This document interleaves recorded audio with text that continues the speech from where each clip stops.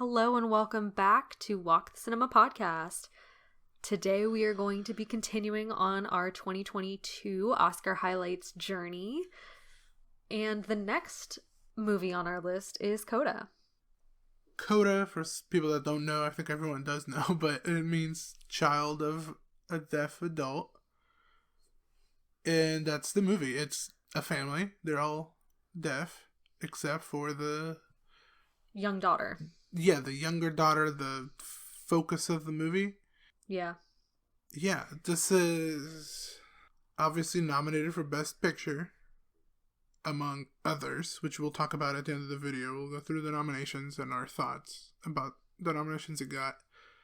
But yeah, this is a movie that came out Sundance 2021 and immediately sold to Apple for $25 million, which was huge. Yeah. I remember immediately, like, as soon as it came out in Sundance, everyone was super into it, and people are still super into this movie. Which I guess I understand from an emotional perspective. Yeah. And I think for a kind of representation perspective. Sure. Like, everyone that's deaf in the movie is a deaf actor, actress. Yeah, which was a problem with the original version of this, because this is kind of a remake or a readaptation. The original version of this was French, and a lot of the actors weren't actually deaf, which caused problems in the deaf community, and I get it. They likened it to blackface, which I don't agree with. But at the same time, I get that, you know, there's deaf actors out there that maybe don't get a lot of work, and this is a preferred opportunity for them. The American version did do that. Mm-hmm. And it did it well. It got good actors, too. It did. Everyone, I think, put a really good performance in. Yeah. And including the girl, the main girl. The speaking girl. Yes. Or the hearing girl. Hearing girl, yeah. Ruby is her name in the movie. She seemed like a very committed actress. Because I don't think she spoke ASL. Or, you know, she couldn't sign. She also sang in this movie, and she sang well at that. Yeah. So I think she did take some vocal lessons at least, even if she got casted for her singing abilities. Yeah. And she probably learned how to fish or how to operate a fishing. Yeah, I read that she did, because she stars in a Netflix movie. Oh, okay. Or not a movie, but a TV show. Okay. And I was reading that on her off days that shooting that, she would learn how to she did extensive sign language training. Nice. And learned how to kind of operate fishing stuff. I don't really know what it's called. Everyone was good, though. I feel like this movie, as emotional as it is, if it didn't have the performances it does, it wouldn't have worked out nearly as well. Yeah. But it did work out. I get it that a lot of people love this. Mm-hmm. I don't love it, but I do think it's, you know, good. Mm-hmm.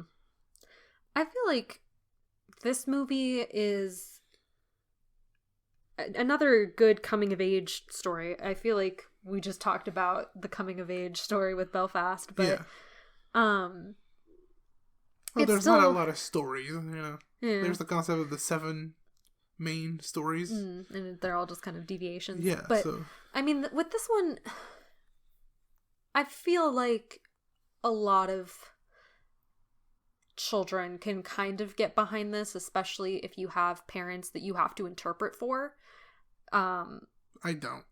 Right. But I don't relate personally, but I don't think I need to relate personally to understand. Yeah, you don't need to, but I think a lot of people can relate to because she's the only one that can hear. So she's kind of been the interpreter for her family since she was young, which I've seen a lot. I had a lot of friends growing up that were in multicultural type families or families that immigrated here. Yeah. And so I saw a lot of friends that had to be interpreters for their parents. Sure. And you do kind of grow up a lot quicker because you're having to deal with stuff a lot sooner. Yeah. You have to be... Your family kind of depends on you in a lot of situations, which is not the ideal way of raising a kid. you don't want to depend on the kid because the kid depends on you. Yeah, but sometimes it is necessary. Of course. And she steps up, and she seems very devoted to her family, and she's willing to throw stuff into the wind to help her family. Yeah, it's very, very, altruistic. Yeah, that's a good word. Thank you, I read the dictionary. But you kind of, she finally, in her last year of high school, is starting to pursue interests for herself by joining the choir, even though she's kind of terrified to sing in front of other people. Well, she's embarrassed. Yeah. Because, I mean, I get it, she grew up with deaf people, so the way she heard them speak, when they did speak, was, she mentioned they talk like deaf people. And she got made fun of in school because she talked like a deaf person. Yeah, before she adapted. Yeah. Because now she talks, I guess, normal. Air quotes around normal. Because what is normal? Yeah. Because the Latin teacher, I don't remember what country he's from, but he has a Spanish accent. And he kind of, relates to her in that kind of sense. Yeah, because he also doesn't talk normal. Yeah. Right? He talks with an accent, and it makes it a little bit difficult for other people to understand sometimes, but mostly they make fun of him. Yeah. So he does have this type of, I understand you type thing going on, which, I mean, at first when I saw this movie, like the beginning of the movie, I guess, it is a little formulaic. It's by the numbers. Yeah. It is an easy movie to make, I would say. I think it's a very... You gotta make You've seen the movie before? Yeah, you've seen the movie, but... It just has different parameters. I think for what it is, it's a good version of it, but it's still a very common formula. Yeah. And then you throw in, the child of a deaf adult aspect, and that's its emotional hook. But everything else, like what she goes through, you've seen that in a lot of movies. This one has really good acting. The script is decent. It looks nice. So it's very easy to get into. And it's very easy to enjoy, but I don't think it's nothing new or, it's not anything that will get out of my way to watch. It took me past Sundance 2022 to watch this. So more than a year of hearing about it. Because, I don't know, I knew I'd enjoy it, I guess, to some extent, but I wouldn't learn anything from it. Well, I feel like it's pretty generic at first because you kind of get the outcast person. Right. And there's a teacher that takes a chance on her. And there's the more popular kid that also likes her. Kind of. And, then there's she gets made fun of at school because the popular kid told a secret or, told the whatever happened. Her parents are different, so we're going to laugh at her. Yeah. That happens in a lot of movies. Yeah. And then the teacher goes out of his way to prepare her for her dream school.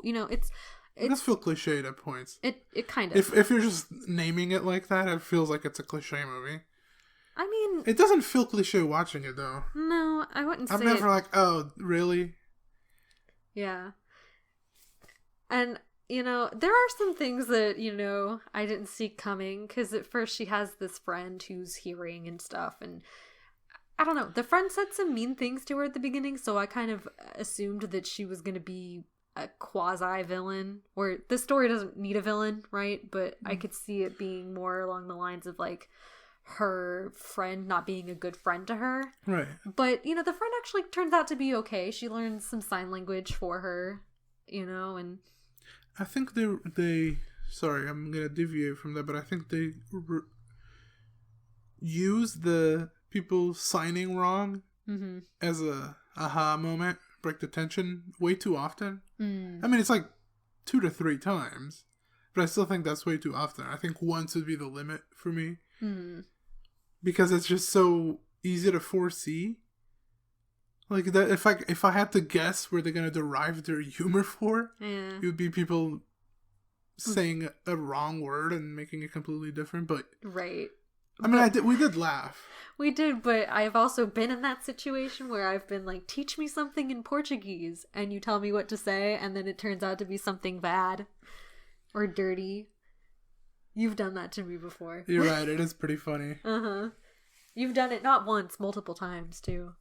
You're right, it's pretty funny. Right, not for me. Not for the person trying to learn. Right, okay.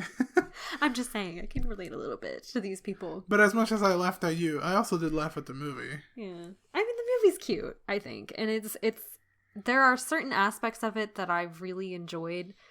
And specifically kind of towards the end where, well, let me back up a little bit. So she tells her parents that she, or her mom in specific, that she decided to join choir. And the mom kind of has this little uppity huff that she kind of does. Yeah. And, you know, the mom makes a remark about if she was blind, would the daughter become a painter? Mm-hmm. She makes it about herself, which the daughter despises. Yeah. And I mean, I guess that, I mean, I don't know what it's like to be blind or deaf or have a type of disability that would make me not be able to participate in things, I guess. But I can maybe see where the daughter is the only person in the family that can hear. And so the deaf community is a community, you know? So I think that the mom probably does feel like her daughter is outside of the community. Well, she does say when the daughter was born, she hoped for her to be deaf so they could relate more or be closer. Yeah. But that's kind of like what the mom struggles throughout until she accepts it, that her daughter's different, but that doesn't mean she loves her any less. Yeah, or that it's a bad thing. Yeah, but she, at the beginning, does assume that the daughter wants to do things because they deviate from being deaf. Yeah. They're things that hearing people can do, singing, listening to music during dinner. Mm-hmm. She mentions that they'd rather be on Tinder because that's something they can all do, rather than listen to music that she's the only one that can do. Yeah. So I get it, and it must be hard, especially because it's your kid. You don't want him to feel apart from the rest of the family. Yeah. And I think that, you know, in this family with the two kids, the older brother is also deaf, so he is part of the community, but he feels like he feels a little useless, even in his own family. Damn. That's what it is. I said he feels useless, not that he is useless. But he is. No. No, but he's like, he feels like he's the older child. He should be the one that's taking care of the family, not the younger sister. But she is the one that takes care of him, and he does make a point that she's kind of embarrassed by them, or has to feel like she's embarrassed by them because they can't hear. And he's kind of like, I'm an adult, we're adults, we can take whatever people throw at us. We're not infants, you know? Mm-hmm. Just because they have this quote unquote disability doesn't mean that they can't function in society. Right. Which is the problem. Like, they get called freaks because they can't hear, which is baffles me, because I would never, you know, see someone trying to communicate and think, oh, what a freak. Yeah. But I guess I'm not a butthole. Well, I think that some people see being deaf, because a lot of deaf people sometimes don't vocalize. Right. You know? So they might see them as having mental incapacities, I guess, is what I think some people think, you know? And that's why they're treated different. That's why people treat them differently. Yeah. They can do everything except for hearing, which does get them into trouble in this scenario, which is the dramatic high of the film, the peak. Yeah, when the Coast Guard pulls them over and they don't hear it, you know, because they're deaf. Yeah, and they are putting themselves in danger, though. Yeah. They can't hear the police, right? Mm-hmm. Which is, I guess, fine. They'll figure it out. But, like, they can't hear the, like, sirens or anything of that sort. They can't hear how loud the motor is, which would imply that the motor's not in the best condition. Yeah. Which they are putting themselves in some danger, but it is the family profession. Yeah. It is what he says everyone in his family has been doing for generations. So, yeah, it would be very hard to give up. Yeah. And I mean, it's not like it's impossible to do, right? They just needed somebody. I mean, they've been doing it for generations. Yeah. They needed someone that's hearing on the boat, but, you know, it can't always be the daughter. The daughter can't always be with them. She wants to live her own life, you know? Which she accepts to give up, though. Yeah, she does. And then they understand that they shouldn't be doing that to her because she has potential. Yeah, because they go to the choir rehearsal or recital. Yeah, like the yearly. Yeah, it's a recital. Okay. But even though they can't hear anything, they still go, you know, to support her, and you know they try to assimilate by. Yeah, they see the emotions in other people's faces. Yeah, and they understand it's bigger than them. Yeah, and I think that I really enjoyed the scene where they're watching their daughter sing, and it kind of cuts to the dad's perspective where you don't hear a single thing. Right, complete silence. It's complete silence. It's not like it was in Sound of Metal where there was a buzzing because he was losing his hearing. Yeah, it was complete silence. He never heard it in his life. Yeah, and so with that, he looks around and he sees all these people smiling and nodding and, you know, enjoying his daughter singing. And I think that kind of becomes a moment for him where she must be really good. She must have something within her that is talent. So when they go home, he asks her to sing for him. Yeah. So he can feel her vocal cords as she's singing to him. Uh-huh. And I think that that's just like a really sweet moment. And it's one of the reasons why I ended up liking the movie more. And that's the ending. That's what makes like really emotional. Yeah. And I assume that during the recital or the yearly concert or whatever, that's when they realize that they can't hold her back. Like, they shouldn't be holding her back. Yeah. But then that scene, I do agree. The movie gets really sweet towards the end. Yeah. After, the drama. Because I feel like up until that third act, it is kind of by the numbers. Where a little bit. But I think that the ending kind of saves it because for me, I also really enjoyed when she goes to her recital for the college, the musical college that she wants to go to. Berkeley? Yeah, something like that. They sneak in because usually parents aren't allowed to watch, but they end up sneaking in, and she sees them, and she starts signing the music, the lyrics, so that they can be involved too. And I think really that's beautiful. Really sweet. Yeah. That was really good. That was the part. I mean, you could expect it, but even if you called it would still be sweet. Yeah. So I'm always a sucker for family relationships, right. Especially like father-daughter ones. Those always hit me hard, and it's just really sweet. And I like at the end the final scene where she signs, "I really love you." Yeah, she crosses the index finger. Yeah, which I learned from this movie.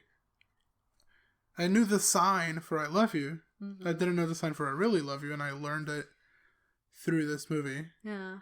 And it's I thought it was really good. I thought it was good. The movie? Know. Yeah. Okay. I thought the ending was really good. I think that after they kind of agree that they shouldn't hold her back is when I think it saves. Yeah, that's when it gets good. I think it saves the movie from being like mediocre. From being like just, I don't know. Because I think now I'll have fond memories of it. I think without that ending, okay. I probably would have been... I think it would have been a little bit more forgettable. See, I agree, but I don't think it completely saves it from being mediocre. it's a good version of what it is, but it's not a great movie. Gotcha. And it did get a Best Picture nomination and 2 others, which doesn't seem like enough to say this is one of the best 10 movies in the year, when it got 1 acting nomination for the father role, supporting actor nomination for the father role, which he was really good. He was really good. And then it also got, adapted screenplay, because this is a remake, I guess. I don't know if you call it a remake. I mean, I think it is, adapted from the original French movie, yeah. So. But is that enough of a reason for it to be a Best Picture nominee? I don't know. I feel like emotionally a lot of people connect to this. I think it's good representation. It's good representation. It's emotionally easy to connect to. It's an easy movie to follow and to understand. But I don't know. I feel like it is mediocre in pretty much every aspect of the story. It's mediocre in the score. It's mediocre in the editing. Even though I don't love the writing. I do like the acting of the main characters, even though they got supporting, because I guess only the girl's the main. Yeah, I guess I would only consider her. But I mean, I do see what you're saying. I think it's kind of a weird movie for Apple to push, but I think that the reason it was pushed so much is because it got such a good reaction. And it's also, again, with the representation and stuff. And I honestly thought it was kind of interesting that 2 years in a row, we've had Oscar movies that have focused on the deaf community. I think that's kind of interesting. The Sound of Metal was more unique. It was the sound design, the sound editing, the editing in general. It was so much better. Yeah. Well, this is kind of like safe in every choice. It is safe. I will say that. But I mean, I feel like they are kind of 2 different stories. One story is about...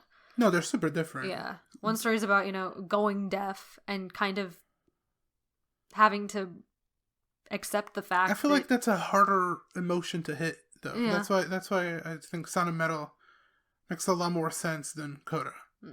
CODA is another family movie that is funny at points, is dramatic at points, but it's not bad. No, it's just safe. Safe. I gave it a 7. Give it a 6. So I almost had it at a 6, but that ending really did strike a chord with me. It was a good ending. I did really enjoy the ending. I thought that it deserved a point higher. But it's still a safe ending. Yeah, but I still liked it. I don't. What can I say? I mean, I liked it too. A 6 is a positive rating. I'm easy to please, so. Okay. I mean, if you love movies for the emotion of the movie, this is gonna be like amazing to you, which is great. I did like the ending a lot, which is the emotional peak. The dramatic peak I didn't care for all that much. But yeah, I guess it's fine. We got 10 nominations, so. Yeah, I think we'll wrap this episode up. Don't forget to subscribe, and hit a notification. Yeah, we'll have episodes out twice a week until the Oscar predictions. We're going to cover all 10, so. We'll see you next time.